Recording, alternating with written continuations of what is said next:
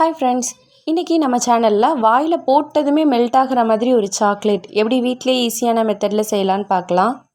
ஒரு மிக்ஸி ஜாரில் 3 table spoon அளவுக்கு சுகர் எடுத்துக்கலாம். இதை நல்லா பவுட்ரு பண்ணி எடுத்துகிட்டு வந்துடலாம். இப்போ நல்லா பவுட்ரு பண்ணியாச்சு.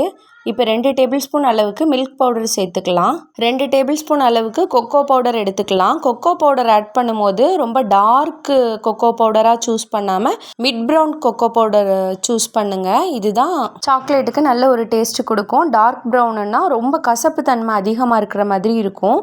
இப்போ 3 டேபிள் ஸ்பூன் அளவுக்கு நெய் சேர்த்துக்கலாம். நெய் இல்லைன்னா மெல்டட் பட்டர் கூட சேர்த்துக்கலாம்.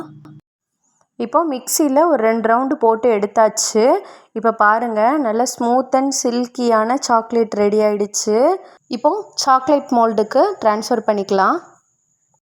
இது மாதிரி சிலிக்கான் மோல்டு இல்லைன்னா சின்னதாக ஒரு பிளேட்டில் ஊற்றிட்டு ஃப்ரிட்ஜில் வச்சு செட் ஆனதும் கட் பண்ணி எடுத்துக்கலாம்.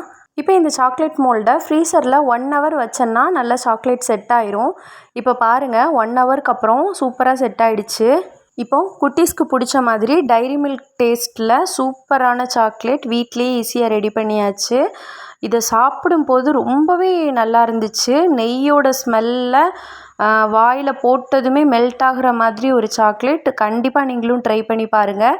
இந்த வீடியோ யூஸ்ஃபுல்லாக இருந்துச்சுன்னா லைக் பண்ணுங்கள், ஷேர் பண்ணுங்கள். இதுதான் ஃபஸ்ட் டைம் நம்ம சேனல் பார்க்குறீங்கன்னா சப்ஸ்கிரைப் பண்ணிக்கோங்க.